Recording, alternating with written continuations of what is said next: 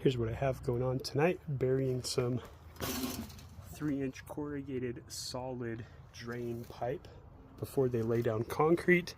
I've had 3 or 4 or 5 or 10 different people say, hey, you might as well dig a trench and get your downspouts sent to the front yard. So this one and the one at the other corner. So here's what I've got going on. I've got the laser level set up.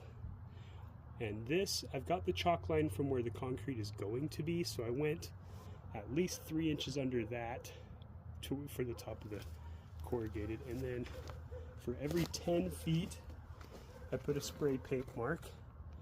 And I did the math from the line that I need 2.5 inches of drop every 10 feet. 2.5 inches more.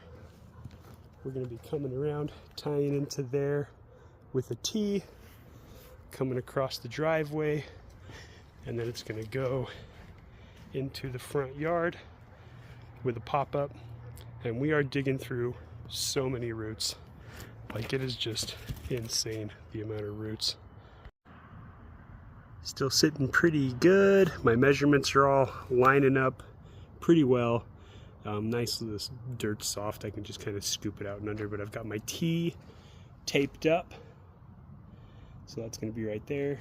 That, top part will be exposed. And so far till about here, I'm good to go. The rest of the way won't be too bad. The problem is going to be through here, is where we get to where we tore down this tree, and the roots are so bad through here. You can see it kind of dips back up. Well, we'll just keep plugging away. So here's why I'm at. It's actually been a couple days. The concrete guys are going to start prepping stuff. But yeah, you can see this is going to suck.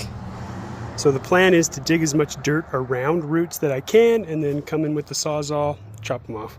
I got to go down a good 16 inches too, to meet up with where I stopped there. It's actually relatively deep, good 16, 18 inches. But here we go. All right, so there's my pile of roots. This guy, I couldn't even get all the way through.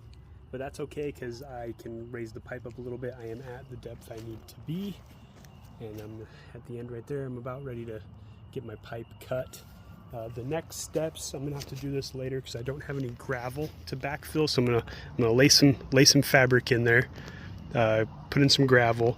I'm going to actually perforate about 5 feet of this pipe. This is not perforated pipe. I'm going to drill a bunch of holes in it.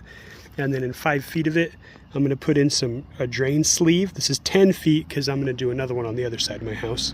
This is supposed to keep it from getting clogged, so that this will be part soak away, part pop-up drain. Because you don't want water just to sit in the pipe. It just gets gross over time. So you want it to soak away somehow. And I know I've seen some where they'll drill holes in this and put a big pile of gravel, but I don't want to dig a big hole because I'm running right into another root. So we'll just make a soak away and do this. Get some gravel another day though.